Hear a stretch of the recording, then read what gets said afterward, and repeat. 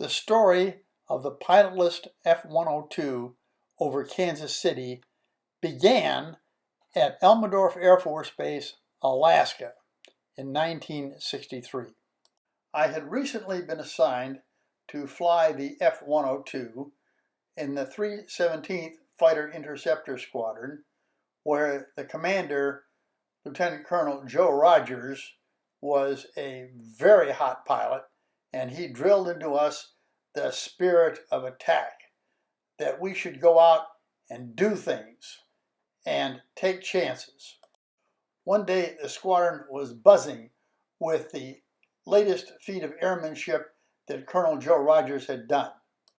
Pilots have known for years that if a wingman flies too close to his lead in formation, he can actually push the lead by aerodynamic pressures without the wings actually touching.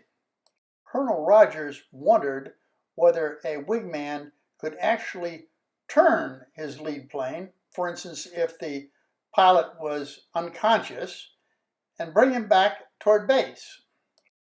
To test the theory, Colonel Rogers selected one of his best pilots, Captain Bart Lynn. They took off and flew to a safe altitude.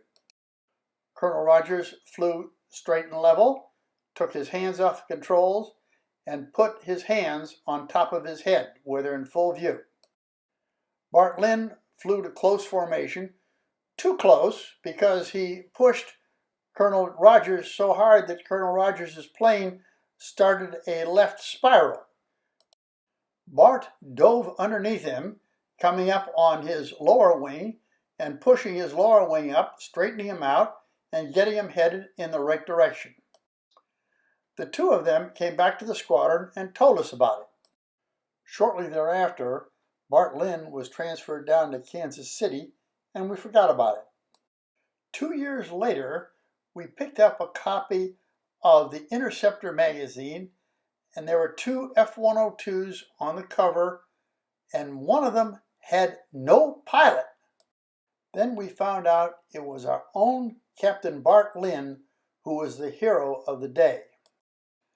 An F-102 had taken off out of Kansas City and headed west for some routine training. The aircraft encountered flight control problems, and the pilot could not control his plane well enough for landing.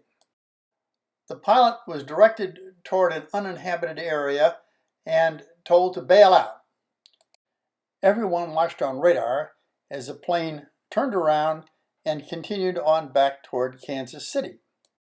Apparently, the pilot had decided not to bail out, but now he was having some sort of radio problems, so they waited to see what would develop. Then the command post telephone rang, and the pilot called in from a local farmhouse to say he was okay. He was okay, but the airplane was headed toward Kansas City. By pure luck, or by divine providence, our own Captain Lynn had just taken off with a wingman and was headed out to the same area for practice flights. Bart had live missiles on his plane, and he was ordered to shoot down the plane that was coming toward Kansas City.